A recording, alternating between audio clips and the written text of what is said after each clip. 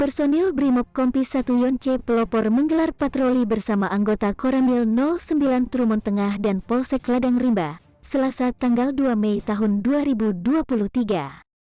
Patroli bersama tersebut merupakan bentuk sinergitas TNI Polri dalam melayani dan memberikan rasa aman kepada masyarakat.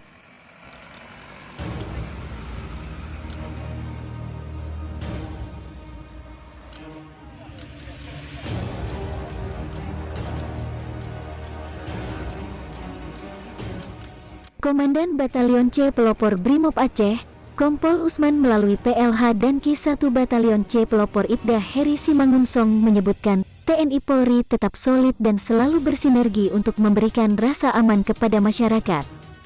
Ibda Heri juga berpesan agar masyarakat selalu menjaga keamanan dan ketertiban di tengah-tengah masyarakat serta tidak mudah percaya dengan informasi hoaks.